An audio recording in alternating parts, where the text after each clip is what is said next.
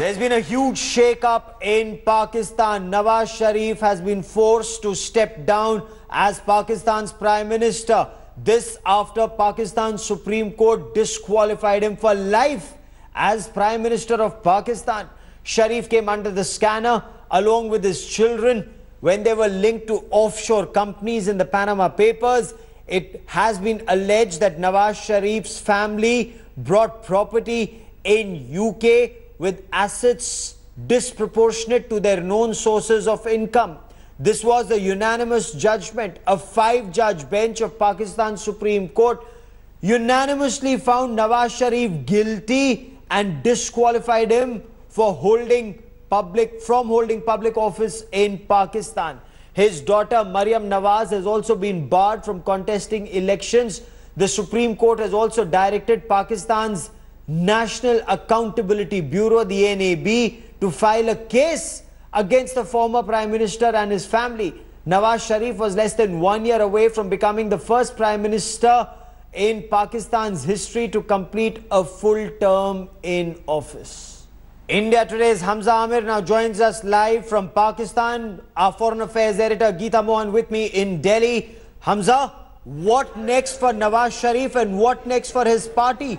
Who will they nominate as the next Prime Minister of Pakistan? Well, Gaurav, I think for Nawaz Sharif, I think it is very clear and understandable now that Nawaz Sharif's political career is now over, so as is for his family, because it was only one person, Maryam Nawaz Sharif, that he was actually looking ahead as a political hire going forward in the political arena. Now, unfortunately enough for Nawaz Sharif, this is all gone. Now, going forward, after the disqualification of the Prime Minister, disqualification of the Finance Minister, and resignation of the Interior Minister itself, the Parliament itself has actually standing on a very weak position and ground. So going forward, what the future for Nawaz Sharif is going to be is something that has to be decided by the party members, that has to be minus Nawaz Sharif, that the party is going to run its operations. Something like as something that Chaudhry Nisar himself said, that they can sit at the backside and behind doors and take decisions, but the leadership will have to change. That is one major setback for Nawaz Sharif and his political party. But the political party has had already said that they will accept the Supreme Court decision, they will abide by it, they will follow it accordingly. But there are protests that have been learned from Lahore, Gujranwala, Multan and other parts of the Punjab province, where violent protests are actually being staged on the roads.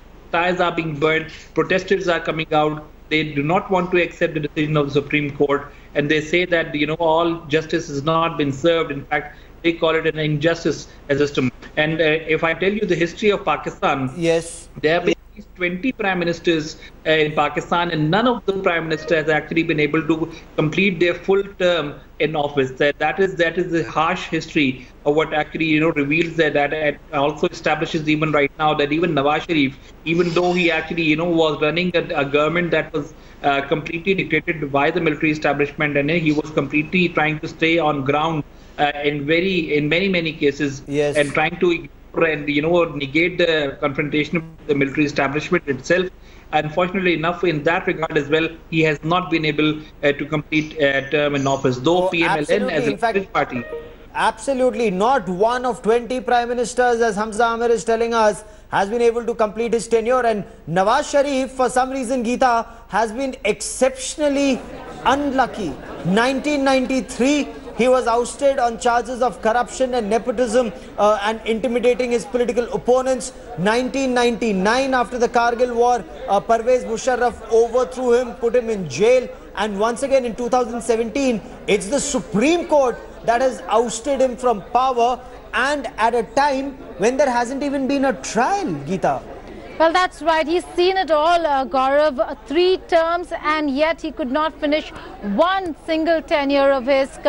He was very close, just a year away. The elections to be held in 2018, but doesn't seem like the Sharif family will have any luck this time around. What we have is what Hamza Amir accessed for us. This is the final order of the court, wherein it very specifically says, Gaurav, that this man, that that that former Prime Minister now, Nawaz Sharif, has been disqualified. It's the number 2 point of this entire order. That's the operative part, which reads, and I'll just read the small excerpt out for you, that having furnished a false declaration under solemn affirmation, respondent number 1, Mian Mohammad Nawaz Sharif, is not honest in terms of Section 99F of the ROPA and Article 62(1)(f) of the Constitution of the Islamic Republic of Pakistan 1973, and therefore he's disqualified to be a member of the Majlis-e-Shura.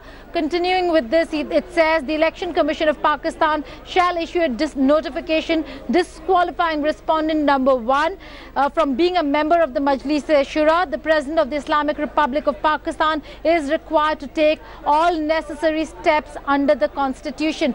A huge verdict in Pakistan, which very clearly spells out that Nawaz Sharif and his family have indulged in activities that are ultra-virus of laws and the books of law in Pakistan. But certainly, Gaurav, the most pertinent point over here is that this was an appeal or a plea to see whether if he can be disqualified or not. The trial has to happen. The trial on those charges have not taken place yet. Okay. So, is there a window of opportunity, Hamza, for Nawaz Sharif now that the trial will take place in a time-bound manner, or will his problems only get compounded considering the charges against him and his family are extremely grave? And the Supreme Court today unanimously said that he was dishonest to Parliament, unfit for office of Prime Minister of Pakistan. So now Maryam Nawaz faces a probe, Hassan and Hussein face a probe, and Captain Mohammad Safdar faces a probe. So problems only set to compound for Nawaz Sharif.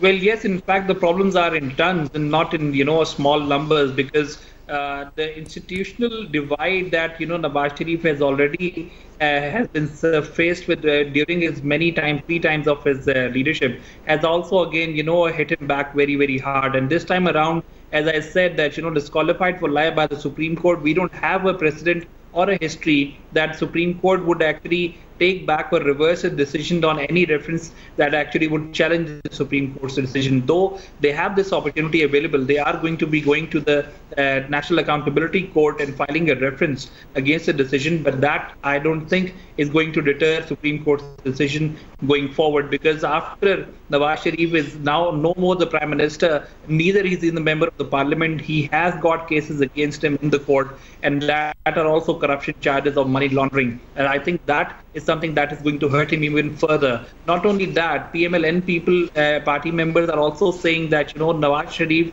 can be judged by the Supreme Court in such a quick time and a quick affair, while Musharraf, who has actually, brought a military coup in the country, and then he has also got cases against him pending in the Supreme Court of Pakistan. Why is it that Supreme Court has not taken a decision or a final call on that? So that is something that PMLN is trying to, play out now, because the only way forward for them is that to present themselves as victims of the judicial system, victims of the system and the institution itself, so that in the coming elections they will have something to take forward. Okay, will that work? And in case it does, who does it work for? Maryam Nawaz now cannot contest elections. Will it work for Shahbaz Sharif? Who will be Nawaz Sharif's successor as Prime Minister of Pakistan? So the Pakistan Muslim League, Nawaz, wants to discuss that. So after being disqualified from the post of Pakistan's Prime Minister by the Supreme Court, Nawaz Sharif may now try to install a proxy as his successor. Can he afford to do that? Who are the front runners? Shahbaz Sharif, his younger brother. Well, as of now, Shahbaz Sharif is Chief Minister of Pakistan's Punjab province. He is not a member of the National Assembly, but there's Khwaja Asif. Khwaja Asif is a member of the cabinet, is the Defence Minister of Pakistan. He could be seen as one of the successors. What we're also being told is the Petroleum and Natural Resources Minister, Shahid Abbasi, Ayaz Sadiq, Speaker of the National Assembly. Now, they are some of those whose names are doing the rounds. What's the buzz in Pakistan Muslim League, Nawaz, Hamza? Who could be Pakistan's next Prime Minister? See, Gaurav, one important point is that even when we talk about Khwaja Asif, the defense minister, even he has got cases against him in the Supreme Court related to his employment abroad, and also a provision of Akama to do business abroad through offshore companies. So I don't think that he might be one of the front runners to take place of Nawaz Sharif. But yes, Ayaz Sadiq, the Speaker National Assembly, and also Shaykh Hakan Abbasi, the Minister of Petroleum and Natural Resources, are the two people who do not have any cases against him in the judicial system or even in the Supreme Court. So I think the buzz on the ground is that either of these two people are going to be selected, only for the fact that the Interior Minister, who was very close to Nawaz Sharif, has already resigned, and he has also said that he is not going to be contending elections anymore. So I think these two people, the Speaker National Assembly and the Minister of Petroleum and Natural Resources, are the more probable people who actually might take his place. Okay, Geeta and Hamza, for the moment, many thanks.